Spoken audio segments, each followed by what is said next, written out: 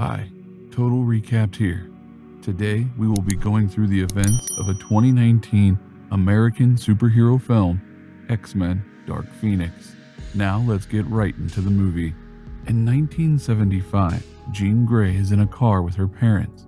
Her mother drives and listens to classical music which Jean doesn't like and asks her to change the channel.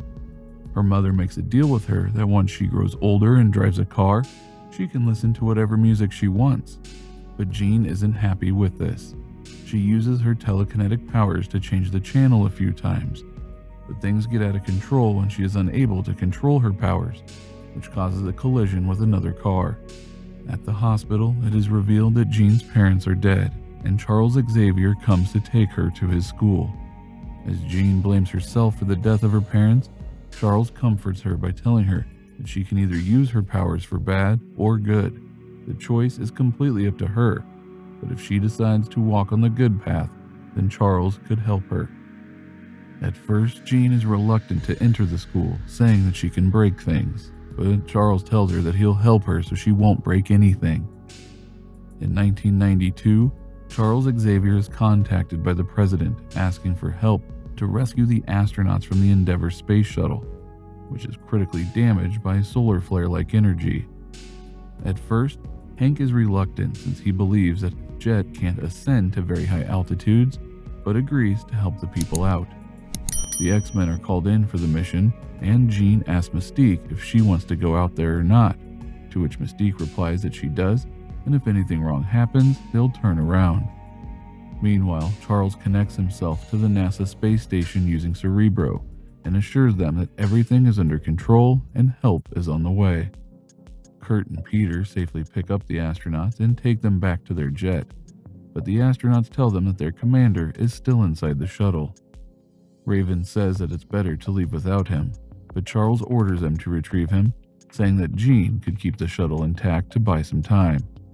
The solar flares coming closer to the shuttle at a tremendous speed, but Jean and Kurt hurry to save the commander. As Kurt takes the commander to the X-Men jet, Jean is struck by the solar flare, but she absorbs every last bit of it. After the space shuttle blasts, everyone thinks that Jean is dead, and Kurt takes her body back to their jet, only to find that she had survived the blast.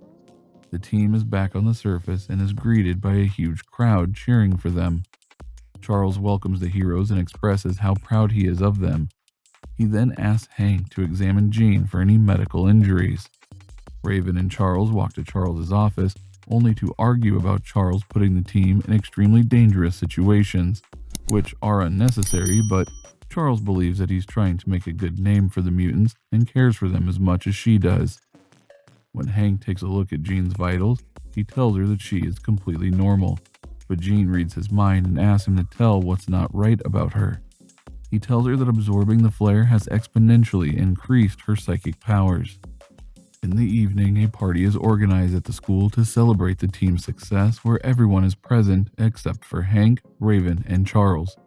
The president invites Charles to a special party to honor his and his team's efforts. At first, Jean seems to enjoy the party, but suddenly a mental block that is put by Charles on her is broken by her amplified powers, which leaves her in a traumatized state. Unable to control or deal with it, she unleashes an attack on the other mutants present there. Charles senses this and heads straight to home to find Jean unconscious, resting in her bed. He tries to get inside her mind, but her powers won't let him inside, so he uses Cerebro to connect with Jean.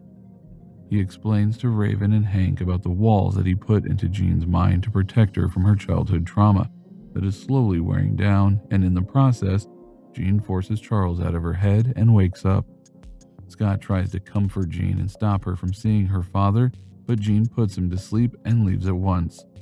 Charles says that Jean is experiencing rage and desire at once, and that they need to stop her from meeting her father since it's not good for her to be with him.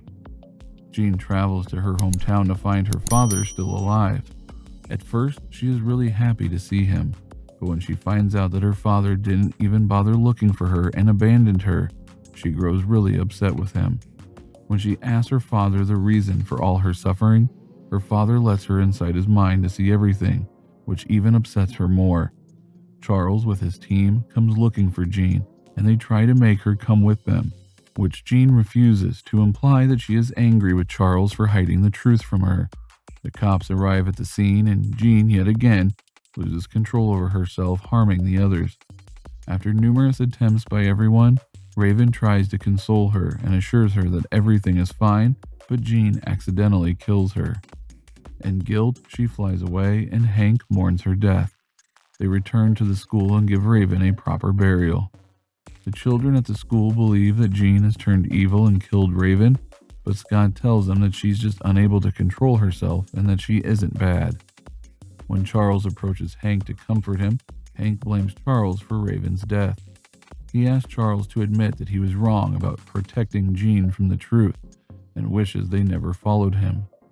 Back in Jean's hometown, two aliens morphed into actual humans arrive at the scene to ask Jean's father about her whereabouts.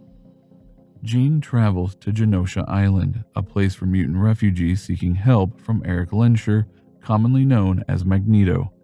She asks Eric about hurting others and controlling her powers, but their conversation is cut short by the US military soldiers who come to the place looking for Jean to arrest her.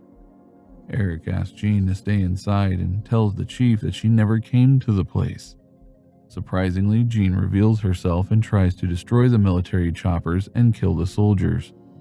Eric saves their lives using his powers and asks them to retreat. When Jean again asks him for help, he refuses and tells her to leave. A disappointed Jean sits in a bar when she is approached by a woman named Vuk, who in reality is an alien leader of the Dabari race. She tries to manipulate Jean by telling her that she is something special, and what's inside her is unimaginably powerful. Scott is unable to find Hank in the classroom in his quarters and reports the situation to Charles.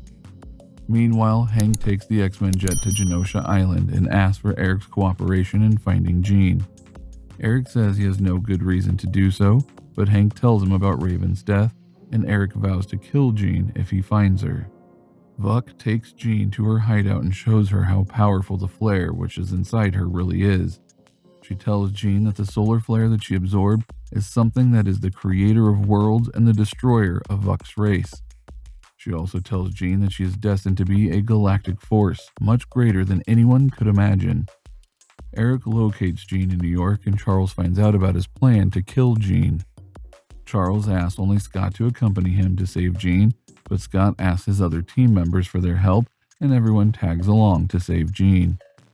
Eric, along with Hank and his men, march towards Jean, but Charles tries to stop him, saying that the mutants will be destroyed because of them, but Eric ignores him and continues the hunt. A brawl breaks out between the two sides, and after quite the struggle, Eric can get inside. Inside the building, he finds Jean, who has been manipulated by Vuk, and he tries to kill her but fails. Then she shows him a glimpse of her power and throws him out of the building. Charles asks Kurt to take him inside to see Jean. Charles tries to explain that she isn't what she thinks she is, and there is still good inside her. He lets Jean into his mind to see the memories from the past, which leave Jean in a remorseful state. Jean asks Vuk that she can't do it and asks Vuk to take the force from her.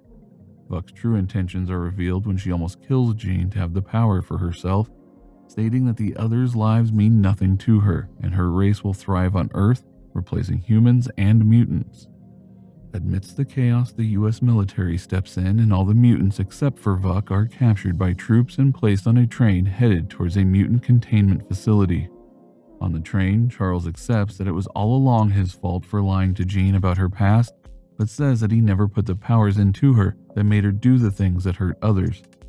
He also says that Jean has a tremendous power inside her that Vuk will come looking for her to kill her for, but the killing won't just stop there. Suddenly, the train is attacked midway by Vuk and her forces to capture Jean, Eric, and Charles, and warn the soldiers that the things out there aren't mutants and that they're going to need help from the mutants, but the soldiers reject their ideas. Looking at the situation, a soldier unlocks the restraints on the mutants and they team up to fight off the aliens. Scott takes Charles to Jean to wake her up.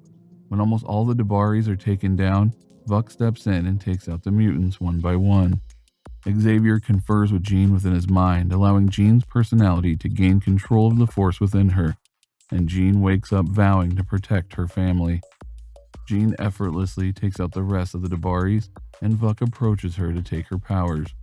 When Jean tries to kill Vuk, she finds everyone else disintegrating too, so she decides to take Vuk to the space to end her for once and for all.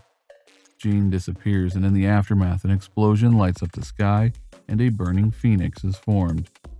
The Xavier School for Gifted Youngsters is renamed Jean Grey School for Gifted Youngsters, with Hank becoming the new dean. Charles has finally retired and settled down in Paris. Eric walks up to him and asks him to play a game of chess, which Xavier reluctantly agrees to. In the end, a burning phoenix is seen flying in the sky, possibly implying that Jean is still alive. And that was my recap of the movie. I hope you enjoyed it. Now comment on what your favorite part was, and make sure to hit the like button, leave a comment, and subscribe to our channel. Until next time, this has been Total Recap.